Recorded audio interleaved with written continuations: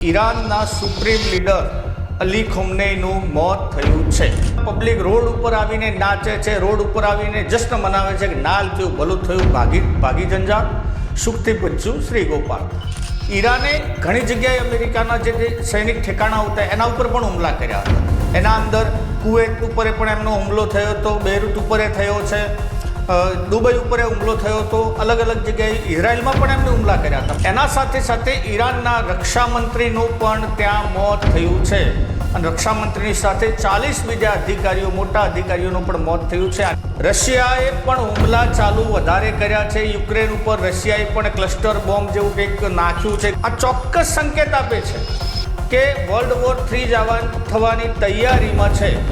વાત કરીએ ઇઝરાયલની બીજી વખત કે ઇઝરાયલે હવે નવા ટાર્ગેટ તરીકે તુર્કીને પસંદ કર્યું છે। મિત્રો, એમને હમણાં જસ્ટ અડધો કલાક પહેલાં એક સમાચાર આવ્યા છે અને એમાં ઇઝરાયલે ધમકી આપી છે તુર્કીને કે હવે તમારો વારો છે। સત્ય વાત આ છે કે ઈરાનને જે ઉપર કંટ્રોલ રાખવા માગે છે અમેરિકાએ, ફક્ત ઈરાન નહીં પરંતુ લગભગ દુનિયા ઉપર એનો કંટ્રોલ હોય એવું ચોક્કસ બની શકે છે। તો આપણા વડાપ્રધાનની ભારતે પણ શાંતિ રાખવાની જે પોતાની ઘીસીપીટી સિસ્ટમ છે એનો રાગ લાપી લીધો છે।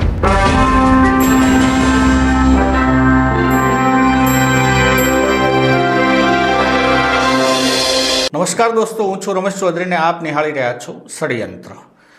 મિત્રો, ગઈકાલે પણ આપણે વિડીયોમાં જે વાત કરી હતી કે અમેરિકા અને ઇઝરાયલના હુમલા ઈરાન ઉપર ચાલુ થઈ ગયા હતા। ઈરાન ઉપર 30થી વધુ હુમલા કરવામાં આવ્યા હતા અને આજ સવારે વહેલી જેને કહેવાય સમાચાર આવ્યા છે કે ઈરાનના સુપ્રીમ લીડર અલી ખોમનેઈનું મોત થયું છે।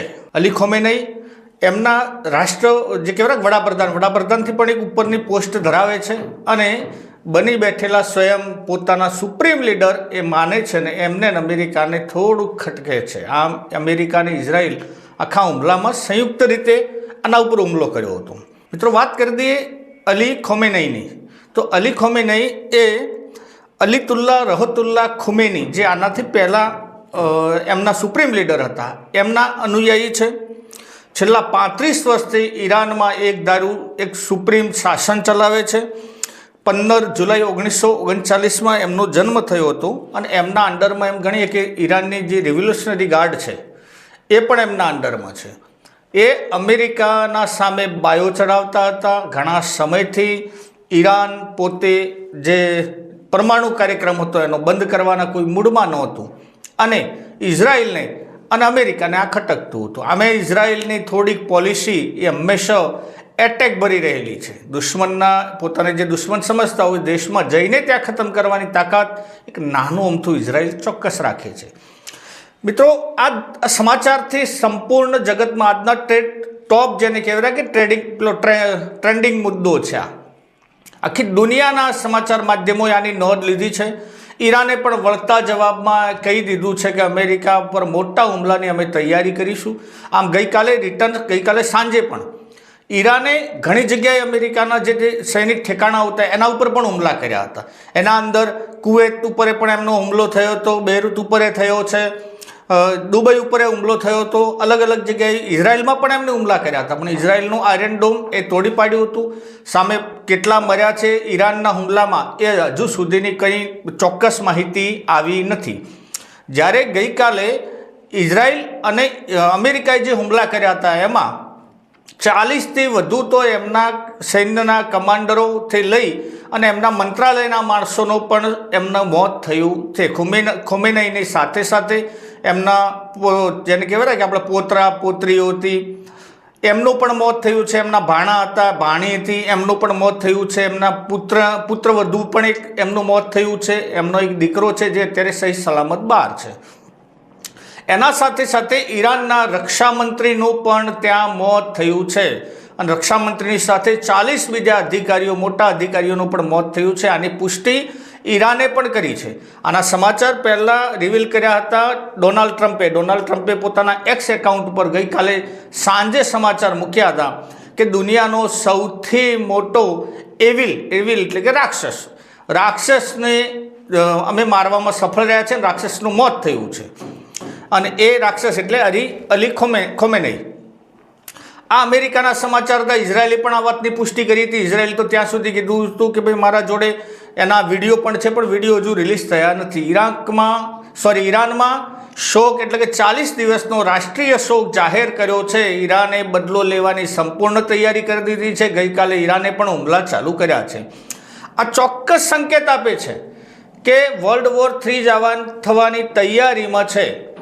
રશિયાએ પણ હુમલા ચાલુ વધારે કર્યા છે. યુક્રેન ઉપર રશિયાએ પણ ક્લસ્ટર બોમ્બ જેવું કંઈક નાખ્યું છે. ગઈકાલના એવા સમાચાર હતા. મિત્રો, અફઘાનિસ્તાને પણ પાકિસ્તાન ઉપર હુમલો કર્યો છે.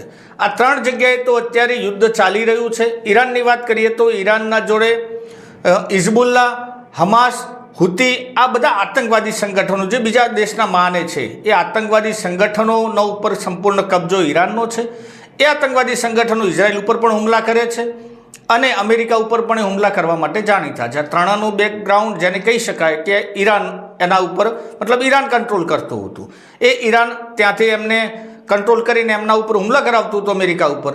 આ અમેરિકાનો અને ઇઝરાયલનો બદલો છે કે એમના સુપ્રીમ લીડરને જ એમને ઠાર માર્યો છે. દેશમાં અને દુનિયામાં જ્યાં જ્યાં શિયા મુસ્લિમોની વસ્તી છે, કારણ કે ઈરાન જે છે શિયા કન્ટ્રી છે, એ જ્યાં જ્યાં વસ્તી છે શિયાઓની, ત્યાં દરેક જગ્યાએ એમના મોટા જે ધર્મગુરુ મનાતા હતા એમનું મોત થવાથી એક શોકની લાગણી ચોક્કસ છે. વાત કરીએ મિત્રો ઇઝરાયલની. ઇઝરાયલ આમ એકંદરે આ પોલિસી માટે જાણીતું છે, પરંતુ શું ઇઝરાયલ અને અમેરિકા હવે નક્કી કરશે? આપણે એક વિચારવાનો પ્રશ્ન છે, શું ઇઝરાયલ અને અમેરિકા નક્કી કરશે કે તમારા દેશમાં રાષ્ટ્રપતિ કોણ રાખવો, કોણ મોટું કોણ નાનું, શું પોલિસી કરશો, એ નક્કી કરે છે?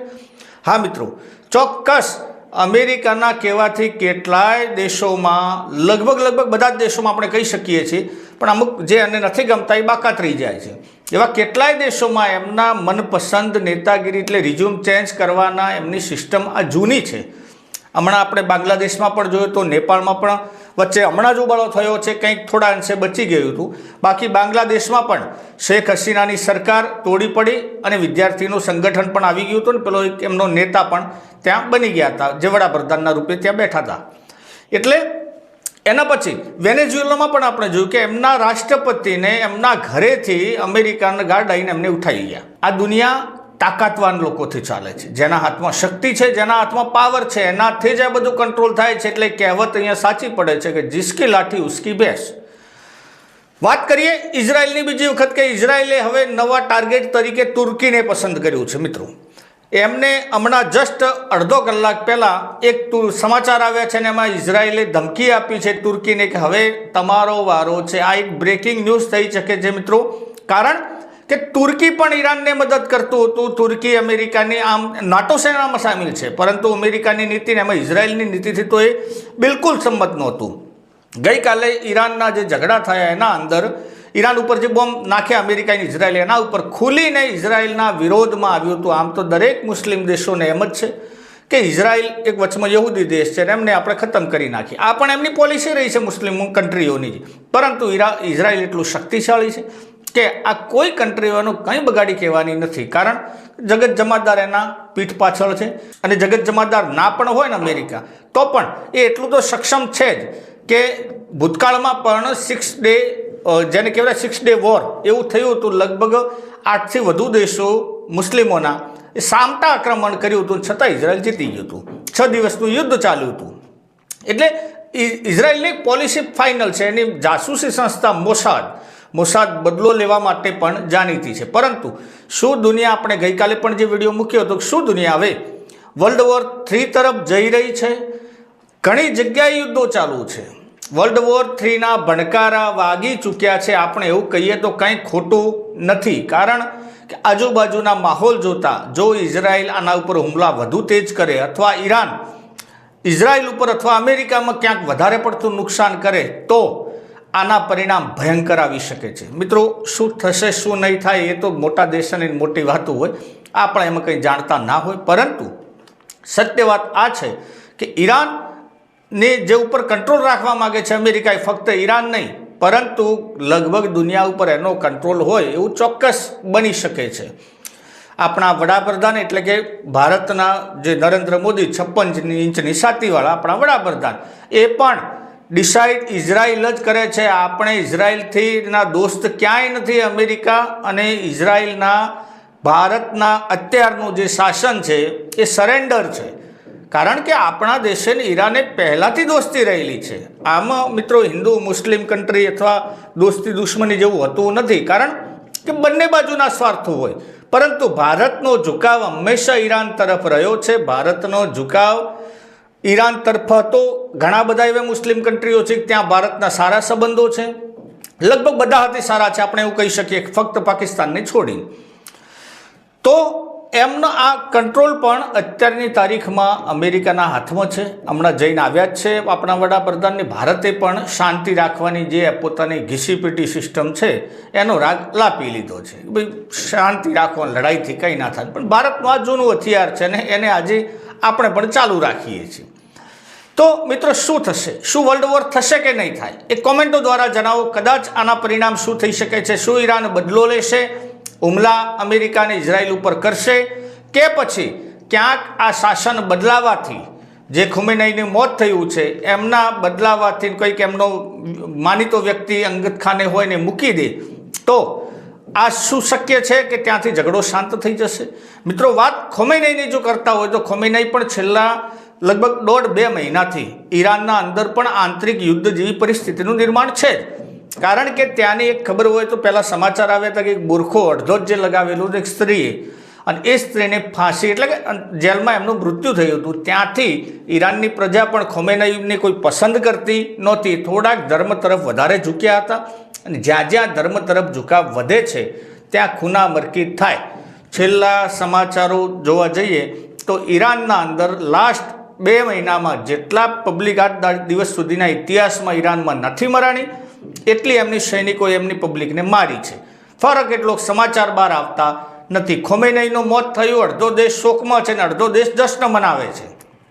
એવા પણ વિડીયો છે કે જ્યાં પબ્લિક રોડ ઉપર આવીને નાચે છે, રોડ ઉપર આવીને જશ્ન મનાવે છે કે નાલ થયું, ભલું થયું, ભાગી જંજાળ, સુખથી પૂછ્યું શ્રી ગોપાળ.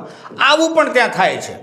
એટલે બે બાજુ સરખું છે. કંઈ ખોમેની પણ એટલા બધા સારા નહોતા. આ ઈરાનના નેતાગીરી માટે સારા હશે, પરંતુ એમની પ્રજા માટે પણ એટલા સારા નહોતા જેટલા અત્યારે હવે એમની મહાનતાના દર્શન જે ઘણા આપણે એની મહિમા બધા ગાતા હશે એવું પણ શક્ય નથી. મિત્રો આ હતા ઈરાન, અફઘાનિસ્તાન, અમેરિકા, તુર્કી અને રશિયાના સમાચાર. આંતરરાષ્ટ્રીય મુદ્દાઓ જોવા માટે પણ અમારી ચેનલ ચોક્કસ જોતા રહો. મિત્રો વિડીયો ગમે હોય તો લાઈક, શેર અને કોમેન્ટ કરજો. ને હા, ચેનલને સબસ્ક્રાઈબ કરવાનું ભૂલતા નહીં. જય હિન્દ, જય ભારત.